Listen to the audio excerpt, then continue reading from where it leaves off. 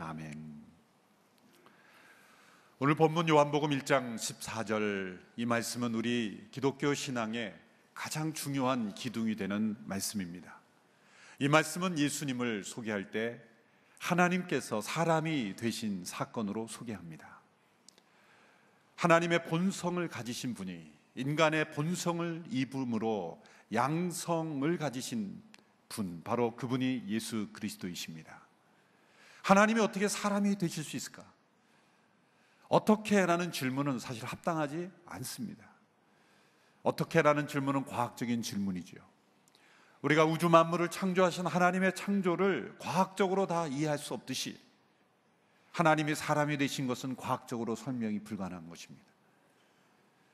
천지를 창조하신 하나님이시라면 그분이 친히 사람이 될 수 있다는 것은 어려운 일이 아니기 때문이죠.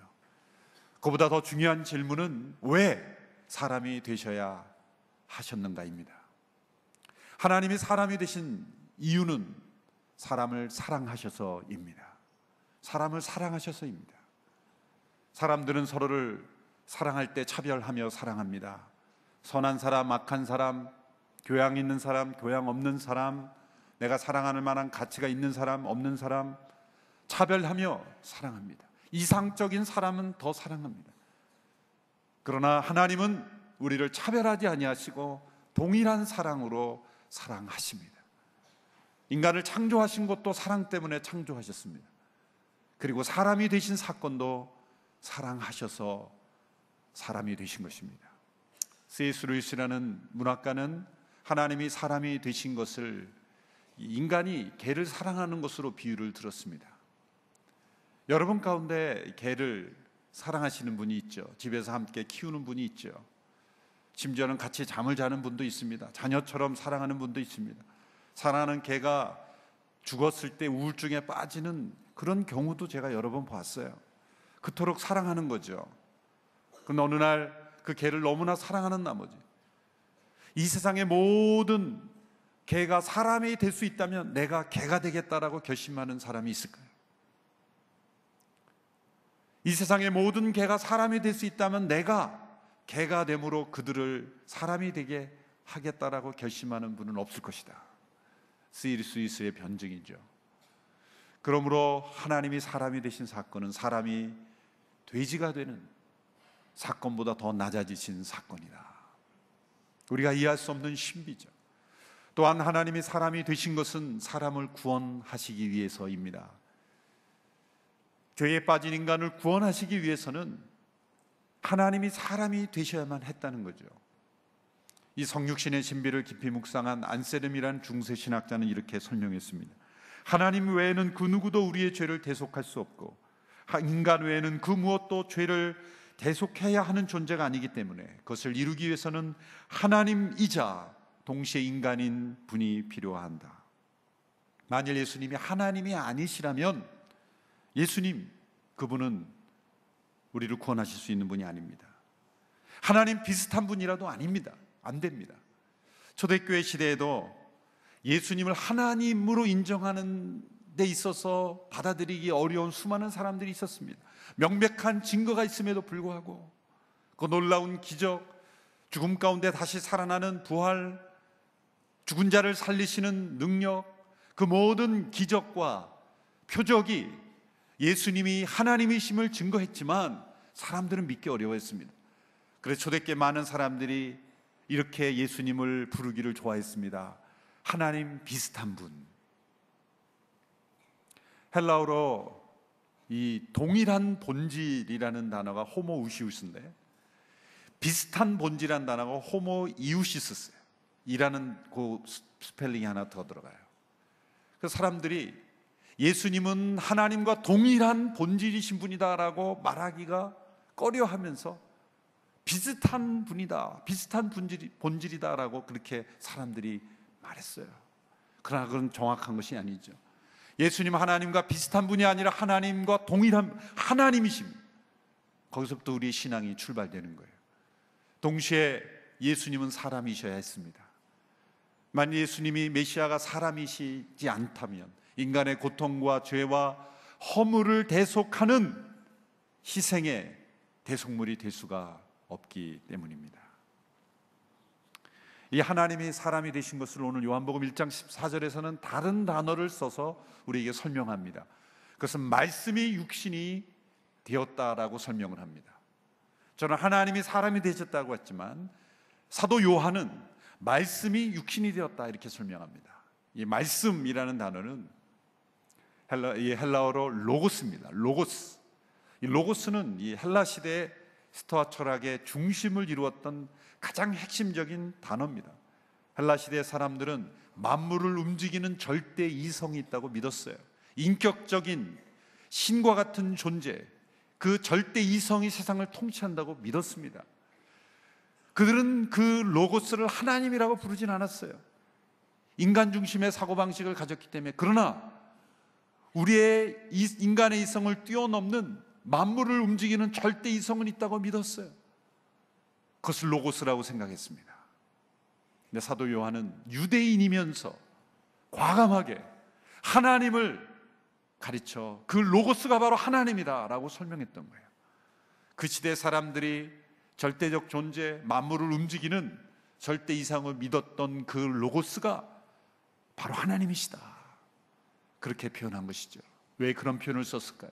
전도를 위해서입니다. 하나님의 존재를 인정하지 않고 받아들이지 않는 그러한 사람들, 그 시대의 헬라 사람들에게 하나님을 증거하기 위해서는 로고스가 바로 하나님이시다라고 설명할 수밖에 없었던 것이죠. 로고스라는 단어가 요한복음 1장 14절에 등장했을 때 요한복음을 읽었던 그 당시 헬라 사람들은, 그 당시에 헬레니즘에 물들었던 사람들은 눈길을 사로잡을 수밖에 없는 단어라는 거예요. 사도 요한은 유대인입니다. 히브리 사람들에게도 이 만물을 움직이는 지혜, 절대 이성이 있었다고 믿었어요. 그것을 호크마라고 불렀어요. 잠언에 보면 지혜라는 단어가 많이 나오죠.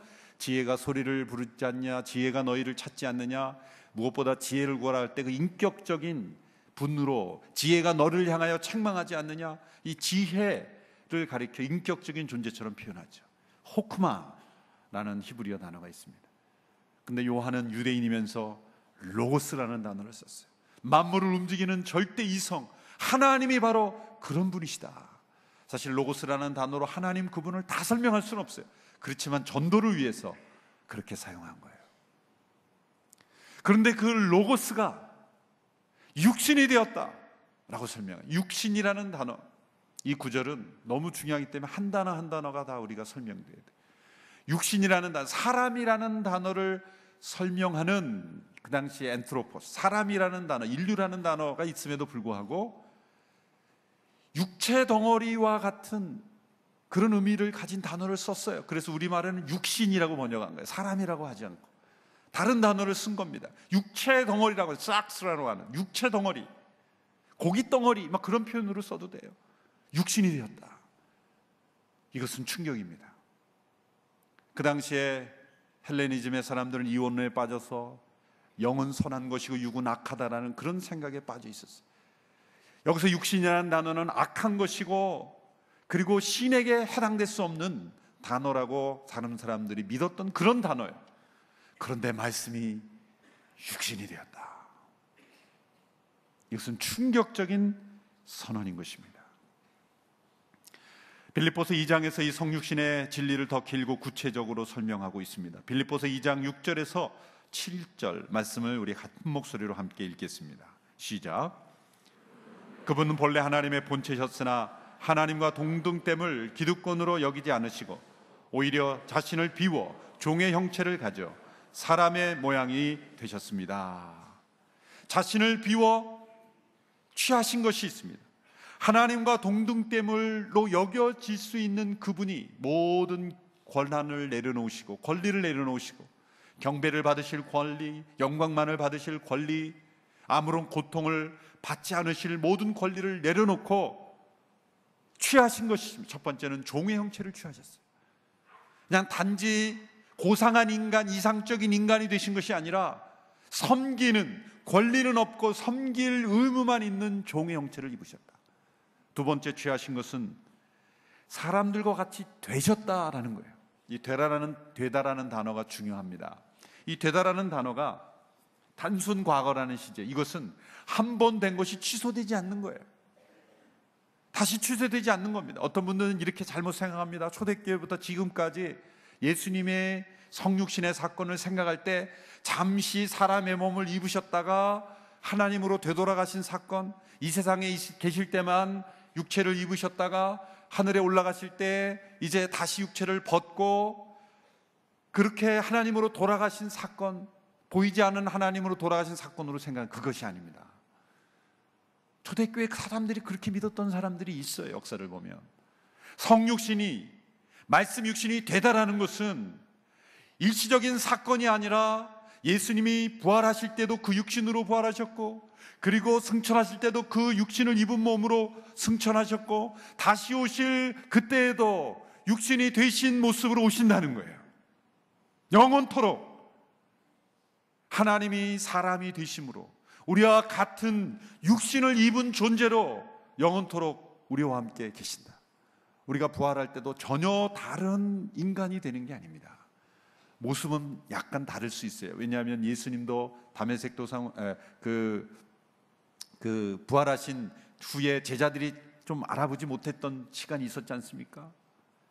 그처럼 우리가 죄와 허물에 빠져있는 우리의 육신의 상태와는 다른 영광스러운 모습일 것입니다. 그러나 육신을 우리에게 입은 존재로서 우리는 부활하는 거죠.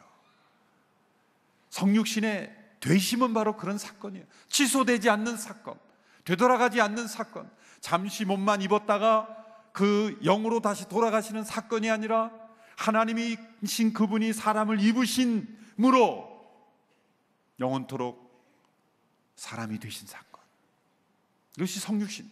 우리가 예수님을 다시 만날 때에 성육신 되신 그분으로 만나는 것이지, 보이지 않은 영으로 우리가 그분을 만나는 게 아니라는 거예요. 셋째로, 예수님께서 자신을 비우시고 취하신 것은 십자가에서의 죽으심이었습니다. 어느 신학자는 이렇게 설명합니다. 예수님의 낮아지심은 하나의 점이 아니라 긴 선이었다. 이건 어떤 표현입니까? 출생만 잠시 아기로 태어나신 사건이 아니라 십자가의 죽음을 취하시기까지 긴 선과 같이 계속해서 자신을 비우시고 또 비우시고, 자신을 배반하고 자신을 죽이는 수많은 사람들 앞에서 끊임없이 자기를 낮추시고 낮추시는 긴 선이었다. 여러분, 어떤 고통이든지 잠깐 왔다 사라지는 고통은 참을 수 있어요.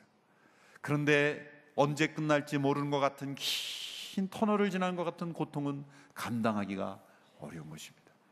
예수님의 낮아지심 사건은 잠시 있다가 사라지는 사건이 아닙니다. 예수님은 그 하늘의 신성의 능력을 자신을 위해 사용하지 않으셨습니다.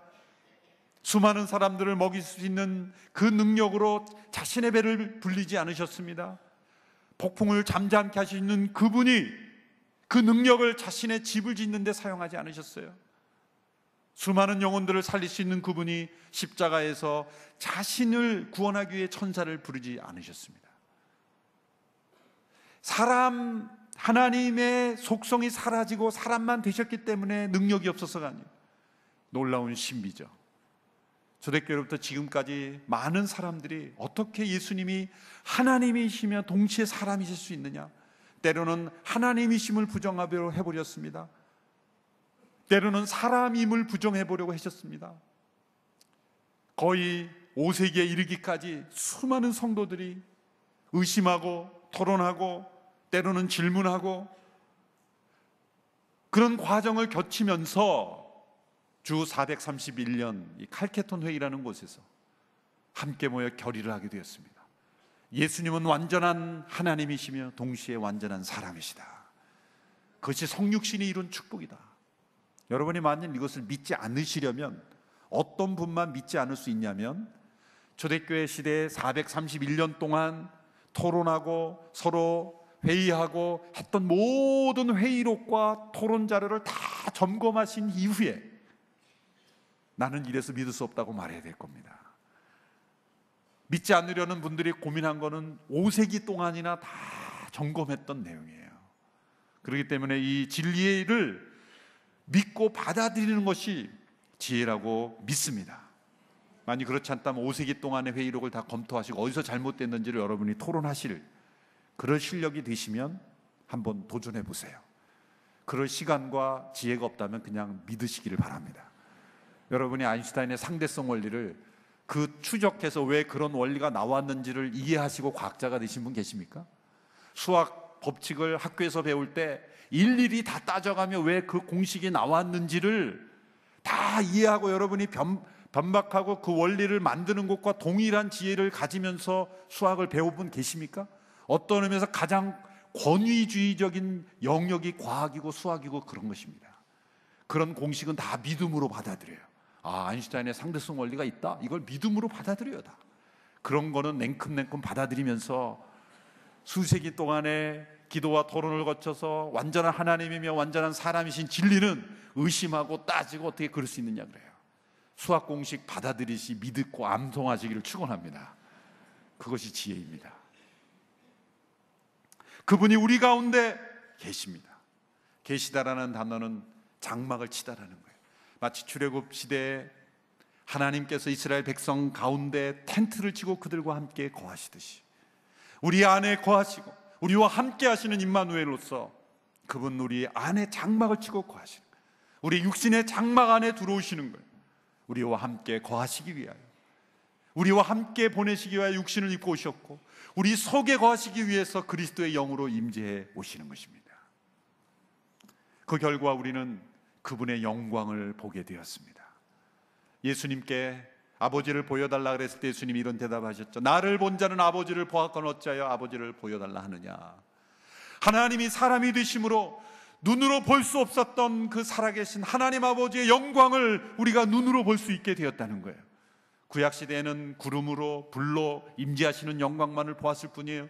그것은 하나님의 영광의 한 부분이었을 뿐이에요. 그러나 하나님의 모든 영광이 누구를 통해 나타납니까? 바로 십자가에서 자신을 희생하심으로 우리 모두를 하나님의 자녀가 되게 하시고 구원하신 그 사랑 안에서 우리는 하나님의 영광을 보게 된 것입니다. 그 영광은 어떤 영광입니까? 은혜와 진리가 충만한 영광이에요. 올해 우리 교회 표어가 은혜와 진리였습니다. 하나님이 사람이 되심으로 우리에게 베풀어 주신 것이 은혜입니다. 동시에 하나님이 사람이 되심으로 우리에게 가르쳐 주신 것이 진리입니다. 하나님이 사람이 되실 만큼 우리를 사랑하신다는 것이 진리입니다. 그러므로 우리를 구원하셨다는 것이 진리입니다. 은혜와 진리는 두 얼굴입니다. 하나이지만 두 얼굴이에요. 은혜와 진리는 뗄 수 없는 것입니다. 은혜는 그냥 봐주는 것이 아닙니다. 진리가 실행되는 것이 은혜입니다. 죽기까지 우리를 사랑하신 그 희생의 진리를 예수님이 지키셨기 때문에 죄를 범하는 자마다 형벌을 받아야 된다는 진리를 지키심이기 때문에 사람이 되심으로 희생하셨기 때문에 십자가의 희생으로 그 진리를 지키셨기 때문에 우리를 용서하시는 은혜가 베풀어질 수 있는 것입니다. 하나님이 사람이 되심으로 은혜와 진리가 충만해진 거예요. 그것은 아버지의 독생자의 영광이었습니다. 독생자라는 단어가 나오죠. 사실 우리가 지금 저희 교회에서는 새로 번역된 사도신경이 아니라 옛 사도신경을, 저부터도 새로 번역된 사도신경을 암송하지 못해서 그냥 옛 번역을 하지만 우리가 언젠가는 이거 바꿔야 돼요, 사실은. 그래서 우리 자녀들에게는 새로운 번역으로 이렇게 암송시켜야 되는데, 하나 그 옛 번역에서 아쉬운 것이 그 외아들이라는 번역이 있어요. 외아들이라는 것과 독생자라는 단어는 약간 차이가 있습니다. 새로운 번역에서는 유일하신 아들 이렇게 번역했는데 그게 조금 더 낫습니다. 그러나 제가 다시 사도신경을 바꾼다 그런다면 그 외아들만 독생자로 이렇게 바꾸고 싶어요. 근데 우리만 그렇게 하면 또 이단이 아니냐 막 사람들이 그럴 것 같아서 그냥 하고 있습니다만, 외아들이라는 건 하나뿐인 아들이라는 뜻이죠.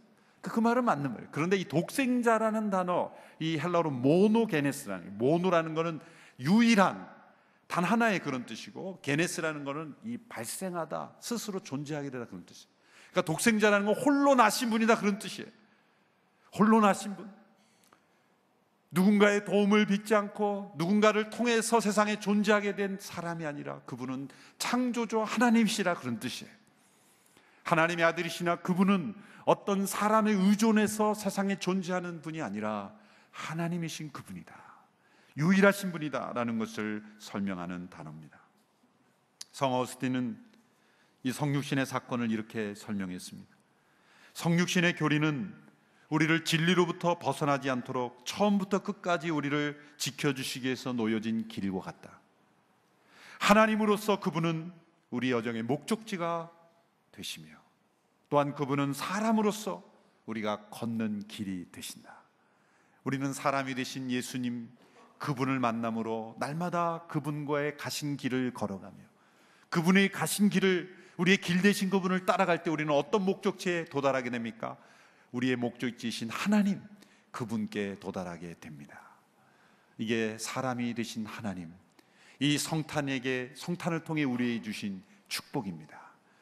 길이 되신 예수님을 따라감으로 우리가 하나님께 이르는 그러한 축복을 경험하는 복된 성탄이 되기를 주님의 이름으로 축원합니다. 기도하겠습니다. 말씀이 육신이 되어 우리 가운데 거하심에 우리가 그 영광을 보니 아버지의 독생자의 영광이요 은혜와 진리가 충만하신 그 예수님의 탄생을 우리가 믿음으로 받아들이며 또한 기뻐하며 즐거워합니다. 이 성탄의 신비, 이 성탄의 경이로움, 이 성탄의 놀라운 진리가 우리의 삶 속에 은혜와 평강으로 임하게 되는 이번 성탄이 되게 하여 주옵소서. 크리스마스의 진리를 잃어버린 이 세상 속에 살아계신 메시아의 놀라우신 은혜와 영광을 나타내는 우리 모두가 되도록 축복하여 주옵소서. 예수님의 이름으로 기도하옵나이다. 아멘.